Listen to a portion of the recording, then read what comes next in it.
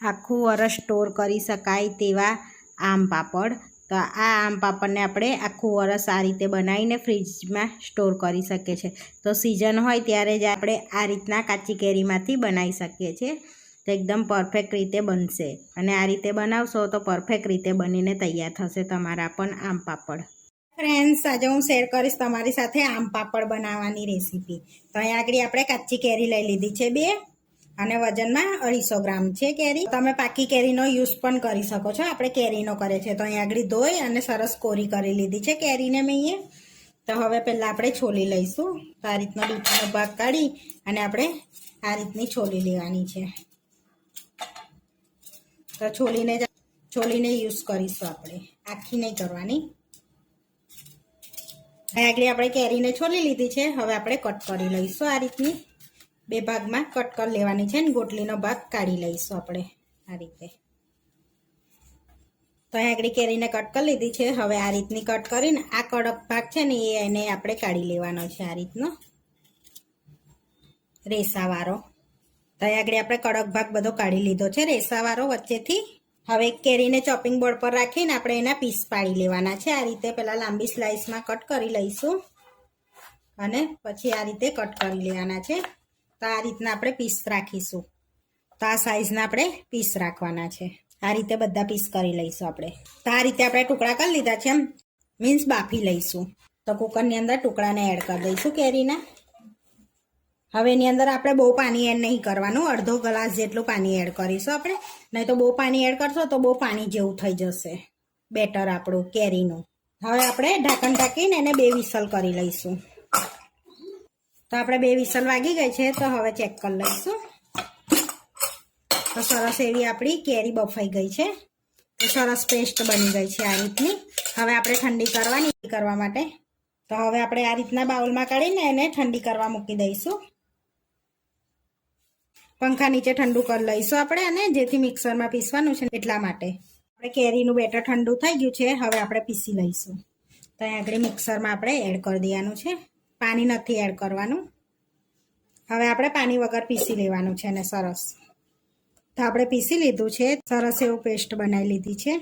હવે જે વાસણમાં આપણે બેટર બનાવવાનું છે એની અંદર આપણે ગાળી લઈશું. તો આ રીતની ચાયની લીધી છે. તો હવે બેટરને આપણે ગાળી લેવાનું છે. તો હવે આપણે ચાયનીમાં આ રીતનું ગાળી લઈશું. તો અહીં આગળ આપણે ગાળી લેવાનું છે. તો ગાળવું ટોટલી ઓપ્શનલ છે, જેથી આ રીતના રેસાના ભાગ હોય એ નીકળી જાય.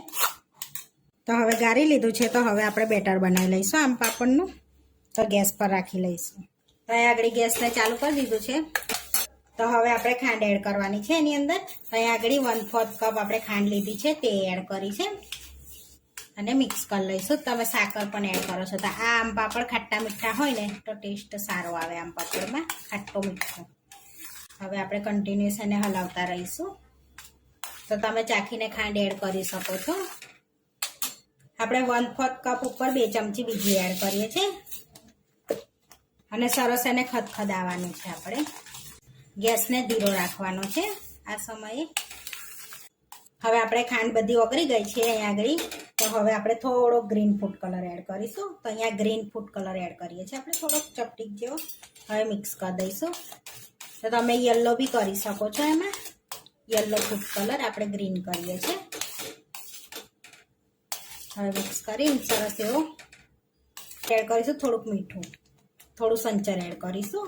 તો સંચરને મીઠું એડ કરવાથી એનો ટેસ્ટ સરસ આવે છે. 2 એડ કરીએ તો અડધી ચમચી શેકેલા જીરાનો પાવડર એડ કરીશું અને મિક્સ કરીશું. આ રીતનું વારાફરતી એડ કરતું જવાનું છે આપણે. સરસ એવું મિક્સ કરી લઈશું. હવે થોડાક આપણે એની અંદર ચીલી ફ્લેક્સ એડ કરીશું. તો બહુ નહીં, અડધી ચમચી જેવા એડ કરવાના છે ને મિક્સ કરી લઈશું. તમારે સ્કીપ કરવા હોય તો સ્કીપ પણ કરી શકો છો, પણ થોડાક તીખા હોય તો સારા લાગશે આમ પાપડ તમારે. હવે અડધી ચમચી ચાટ મસાલો એડ કરી દઈશું આપણે અંદર અને સરસ એવું મિક્સ કરીને બધું હવે આ બેટરને ઠીક થવા દઈશું થોડુંક આપણે. સરસ એવું. તમારે આની અંદરથી કશું પણ એડ ના કરવું હોય તો સ્કીપ કરી લેવાનું. ખાલી તમે ખાંડ અને મીઠું પણ એડ કરી શકો છો, કાં તો એકલી મીઠું અને ચાટ મસાલો પણ એડ કરી શકો છો. આપણે અહીં બધું એડ કર્યું છે એટલે આમ પાપડ એકદમ ટેસ્ટી થઈ જશે આપણે. તો આપણે 10 મિનિટ કૂક કરી દીધું છે. તો સરસ એવું આપણું બેટર ઠીક થઈ ગયું છે. તો હવે આને ચેક કરવા માટે આપણે એક પ્લેટ લઈશું, એની અંદર થોડુંક બેટર લઈ લઈશું આ રીતનું. હવે એને આ રીતની પ્લેટને આપણે રાખીશું તો બેટર નીચે નથી આવતું, એટલે આપણું બેટર રેડી છે. આમ પાપડનું બેટર રેડી છે. હવે આપણે ગેસને બંધ કરી અને બેટરને સરસ પાથરી લઈશું.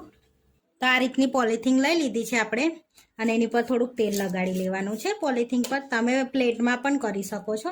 આપણે પોલિથીન પર થોડુંક તેલ લગાડી લઈશું આ રીતના બધી બાજુ. સરસ એવું તેલ લગાડવાનું એટલે આપણે આમ પાપડ ઉખડી જાય સરળ રીતે. હવે આપણે એની અંદર આમ પાપડનું બેટર એડ કરી દઈશું આ રીતનું.